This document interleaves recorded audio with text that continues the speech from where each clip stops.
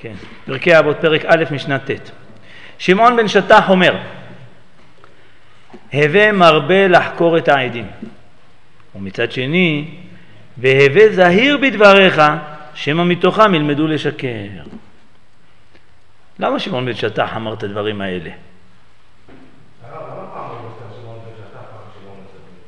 זה מישהו אחר, זה לא אותך.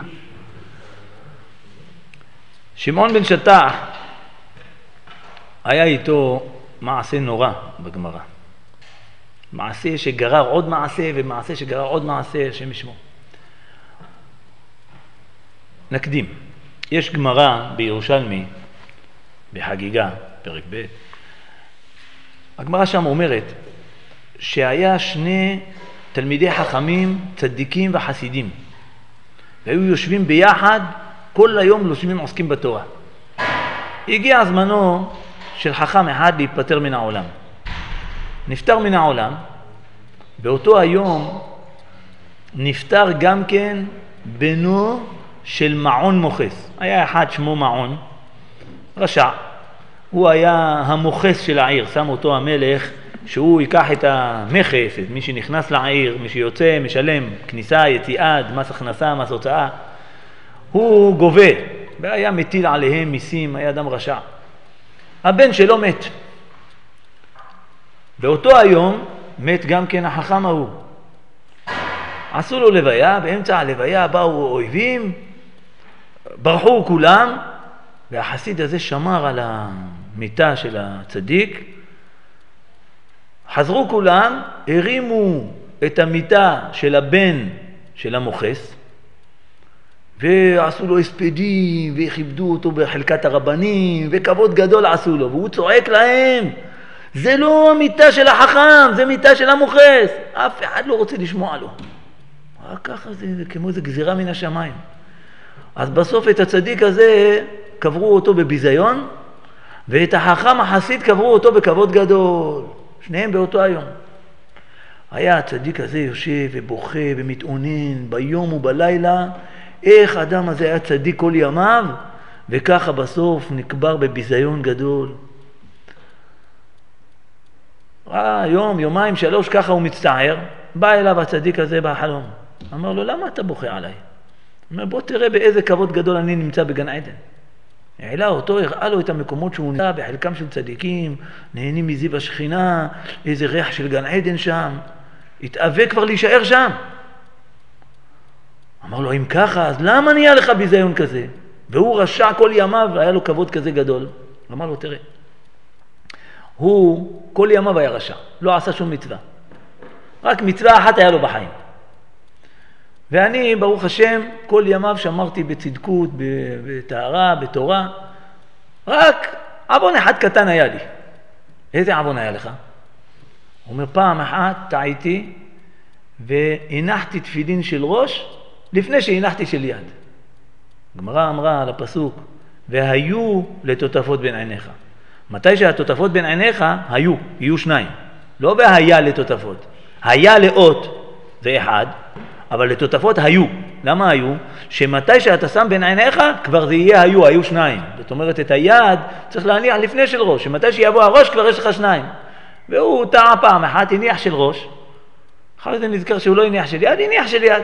אז הוא הקדים של יד לשל ראש. קצת גנאי למצווה. אבל כיוון שכל ימיו היה צדיק, קיבל את העונש שלו ככה בפטירתו בעולם הזה, שיפטר בביזיון, ושם הוא נקי לעולם הבא. והוא, הרשע הזה, למה זכה שנהיה לו לוויה כזאת ברוב פאר והדר? אמר לו, זה כל ימיו היה רשע. מצווה אחת עשה. מה עשה? מחלוקת שם בגמרא. אחד אומר, הוא פעם עשה, היו צריכים לבוא המלך והשרים שלו, היו צריכים לבוא לבקר אותו בעיר, את המוחס. אז עשה לכבודם סעודה גדולה. הזמין קייטרינגים חשובים ויקרים, עשה סעודה גדולה, בסוף הודיעו לו שהיה איזה עיכוב בדרך והמלך והשרים לא יבואו. ראה, הגיע אחרי צהריים וכל מה שהוא הכין בסעודה, מה יעשה? ילך לאיבוד, ישפוך את הכל בהשפעה? אמר, מה נעשה? מה נעשה? מה נעשה בזה? נזרוק בזבל? מישהו אמר לו, אתה יודע מה, יש שם עניים. אתה יאללה, קחו את זה, תתנו לעניים. אז העניים נהנו ממנו. הוא לא התכוון לעשות סעודה לעניים. רק נשאר לו, במקום לזרוק בזבל, אמר, טוב, לעניים. העניים נהנו, אז מגיע לו שכר, מגיע לו כבוד. כל העיר יצאו לקראתו ועשו לו הספד גדול. יש אומרים, לא עשה סעודה. סעודה אכלו בני ביתו. רק פעם אחת נפל לו איזה מטבע קטן ברחוב. אחרי שנפל, הרגיש שנפל לו המטבע, אבל ראה עני אחד שהוא מרים את המטבע. כיוון שראה את העני, לא רצה לבייש אותו, סיבב את הפנים שלו והלך. הוא לא התכוון לתת לעני צדקה. רק כיוון שנפל לו וכבר הוא הרים, אז עזב אותו. בדרך אגב נהיה לו מצוות צדקה. אז כיוון שהיה לו מצווה אחת בחיים, הקדוש ברוך הוא נתן לו שכרו בעולם הזה. אומר, תראה לי איפה הוא. ראה שהוא תלוי ושרוף בגיהינם. שהלך שם בגיהינם, ראה אותו חסיד שיש אישה אחת שתלו אותה בדדיה, תלויה בדדיה, אחר כך הורידו אותה מהתלייה ושמו את השער של גיהינם, הציר של הדלת של גיהינם באוזן שלה, וכל הזמן השומר של גיהינם, כל אחד שנכנס ויוצא, חורק עליה את הדלת, והיא צועקת צעקות, וככה זה העונש שלה. שאל את אותו חסיד, למה העונש של האישה הזאת ככה הציר של דלת של גיהינם באוזן שלה? אמר, האישה הזאת הייתה מתענה יום אחד, מספרת לאנשים שנתעניתי יומיים. ויש אומרים לא, אפילו יום אחד הייתה מתענה באמת, והייתה מספרת יום אחד, אבל עצם זה שהיא מתפארת במצוות שהיא עושה, אז היא משמיעה לרבים את המצוות שהיא עושה, נתנו לה באוזן שלה מה שהיא משמיעה לאחרים.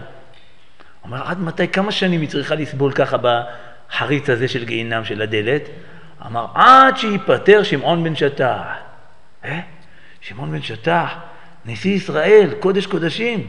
הוא אומר, שהוא ייפטר מן העולם, הוא יבוא, ישימו את הדלת הזאת באוזן שלו. שמע אותו חסיד ככה נדהם. אמר, מה? שמעון בן שטח גדול ישראל, קודש קודשים, הוא צריך לבוא ככה במקום הרשעה הזאת? אמר לו, כן. וכל כך למה? אמר, אם אני אהיה נשיא בישראל, אני אבטל את כל המכשפות. בתורה כתוב מכשפה לא תחיה. ועדיין יש מכשפות באשקלון, וחכמים לא עושים די הצורך לבטל אותם. שאני אהיה נשיא, אני אבטל אותם. הרוג את כולם. והנה עכשיו הוא כבר נהיה נשיא, ולא עושה כלום. אמר ככה צריך להודיע לו, אולי הוא שכח, אולי הוא לא יכול. אמר אדרבה, תלך אתה תודיע לו. אומר, מי אני ומה חיי? אני אבוא יודיע לו, אני קודם כל מתבייש להגיד לו, אתה לא מקיים את המצוות שלך. מה אני צריך להוכיח את שמעון בן שטח? וחוץ מזה, גם אם אני אגיד לו שראיתי ככה בחלום, לא יאמין לי. אמר, תראה, אם הוא לא יאמין לך, תיקח את היד שלך, תשים בעין שלך, והעין שלך תיפול לתוך היד. תראה לו את העין שלך ביד. תחזיר אחר כך את העין בחזרה, ואתה תראה בעין בחזרה מצוין. אומר, אתה לא מאמין? תעשה עכשיו בחלום. ככה הוא חולם שהוא עשה ככה, והעין יצאה, והחזיר אותה וראה. קם בבוקר ראה חלום כזה, קודם כל שמח שחברו החסיד הזה הוא במקום טוב, והבין למה הוא סבל ולמה הבן של המוחס נהיה בכבוד גדול. אבל פחד ללכת לשמעון בן שטח להגיד לו את הדבר הזה. אמר, טוב, אם אמרו לו, אמרו, ינסה. הלך, בא לפתחו של רבי שמעון בן שטח, אמר לו, כבוד הרב, אני קטונתי מלהגיד, אבל אני מתבייש, אבל אני אספר לרב, ככה, מפחד לדבר. אמר לו, תגיד, מה אתה רוצה?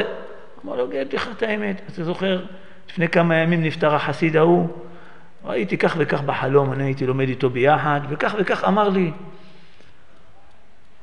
אז אמרו לי שאם אתה לא מאמין, מתי שכבודו ייפטר מן העולם, אז ישימו אותך בדלת של גיהינם.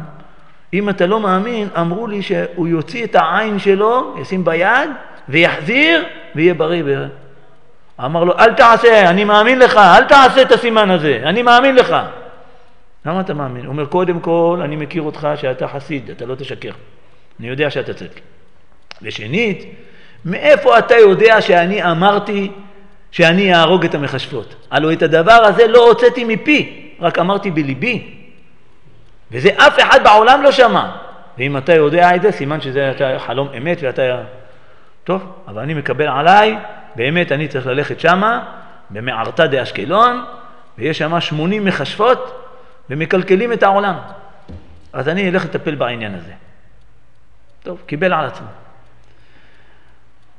הלך שמעון בן שטח, אסף את תלמידיו, שאל כמה מכשפות יש שם, אמרו לו 80 במספר. לקח 80 מתלמידיו, גיבורי חיל, ואמר להם, תראו, היום יום סגריר, גשם, זלעפות יורד. נלך איתכם, כל אחד ייקח איתו כד. כד חדש, מצופה שלא יכול להיכנס בו מים, וישימו בגדים קטנות יפים, בגדי שבת יפים חדשים, תשימו בתוך הכד. כל אחד ישים את הבגדים שלו בתוך הכד, ועם הכד הזה ילך על הראש שלו. ותבואו איתי. הלך שם באשמורת הבוקר מוקדם, דפק על השער. שאלו מי זה? שם בירושלמי כתוב, אמר להם, הוא ים, הוא ים. הוא אומר שם פני משה, מה זה הוא ים, הוא ים? הוא אומר, כיוון שמתי שהם היו מחשבים, היו מתחפשים כמו חתולים, והחתולים משמיעים קולות של הוא ים, הוא ים. ככה כתוב שם, בירושלמי בחגיגה. בכל אופן דפק להם על הדלת ואמר להם, שאלו מי זה? אמרו למלאף ולמלפה, אני באתי, אמר אני מנחון, אני משלכם, גם הוא מחשב. רק, אז מה אתה רוצה פה? אני רוצה ללמוד כישוף וללמד כישוף. טוב, פתחו לו את השער, נכנס. אמר מה, איזה כישוף אתה יודע? אמר קודם כל נראה מה אתם יודעים. טוב, אמרה אחד, אני אעשה כישוף. אמרה מה שאמרה, נהיה שולחן אחד ארוך ארוך מאוד, מלא לחמניות ככה, מנות מנות. השנייה אמרה משהו, על כל צלחת ליד הלחמנייה נהיה בשר. השלישית אמרה משהו, באו תבשילים. רביעית אמרה משהו, נהיה מגדנות. ככה עשו שולחן ארוך ברגע אחד. נו, אתה מה יודע? אמר, אני רואה שאתם כולכם פה נשים, אין לכם גברים. אז אני אעשה לכם דבר שתשמחו בו. מה תעשה? אני אביא לכם 80 בחורים טובים, שתשמחו בהם והם ישמחו בכם. קודם שאלו אותו, ואיך אתה באת? תראה, אתה ככה, גשם יורד בחוץ ואתה יבש, איך באת? אמר להם, אני מומחה ללכת בין הטיפות. עשו מה שהם עשו, אמרו, טוב, תעשה עכשיו אתה. אמר להם, טוב, אני אעשה. עשה, אמר, אני שורק 2 שריקות, 2 צפצופים אני עושה, ואני אביא לכם 80 בחורים בשבילכם. ועל התלמידים שלו בחוץ, שלקח אותם, אמר להם, שאני אשרוק שריקה ראשונה, כולכם תוציאו את הבגדים מהכד, ותתלבשו בגדים יפים, יבשים. בדרך התרטבו מהגשם. שריקה שנייה, כל אחד ייכנס בפנים, ויתפוס מחשבת אחת, מיד יגביע אותה מן הקרקע. שהם דורכים על העפר, אז הם יכולים לחשף, כמו שנאמר בקינים במצרים. משה עשה דם, גם הם עשו בלעתיהם. עשה צפרדעים, גם הם עשו. עשו קינים, לא יכלו.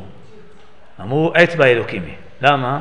היו מנקים את האדמה מהקינים, כדי שידרכו על הקרקע יוכלו לעשות כישוף. מתמלא האדמה שכבה של קינים. איפה שהם דורכים יש חציצה של קינים, אז לא יכולים לגוע בעפר, לא יכולים לחשף. לכן אמר לתלמידים שאתם תיכנסו, כל אחד יגביע מחשפת אחת באוויר, ויקשור אותה על מקל, לא ייתן לה לרדת עד שנגיע לבית דין. שרק 2 שריקות, נכנסו 80 בחורים, לבושים יפה והדר, יבשים. מה אתה רואה? הם גם כן יודעים ללכת בין הטיפות. נכנסו, הרימו כל אחד, הביאו אותם לבית דין וסקלו אותם. אומרת הגמרא, הלוא אין הורגים 2 בית דין, אסור להם להרוג 2 ביום אחד, מהוראת שעה הייתה. טוב, קיים את המצווה הזאת, התפטר מהגזירת הדין שהיה לו בגיהינום. שמעו קרובי משפחה של אותם המכשפות, היו יהודיות. קרובי משפחה שלהם ראו כל אחד, במשפחה שלו הרגו נפש. התאגדו הקרובים האלה, היו ממורמרים, שכרו 2 עדי שקר, שהבן של שמעון בן שטח עשה עבירה שחייב עליה מיתה. הביאו אותו לסנהדרין, הביאו את העדים, חקרו את העדים, חקרו את זה, חקרו עוד פעם. יצאו דבריהם מכוונים. אם דבריהם מכוונים, מוציאים אותו להרגה. כשהוציאו את בנו של שמעון בן שטח להרגה, אמר, אם יש בו את העוון הזה, הוא מקבל עליו ויהי רצון שתהיה מיתתו כפרה על כל עוונותיו. ואם אין בו את העוון הזה, אז הוא לא יהיה לו מחילה עולמית, והקולר תלוי בצוואר העדים. שמעו העדים ככה, פחדו. חזרו לבית דין, ואמרו לבית דין, מחילה, אנחנו שיקרנו. בגלל שקרובים משפחה שלהם מתו, שמעון בן שטח הרג אותם, אז לכן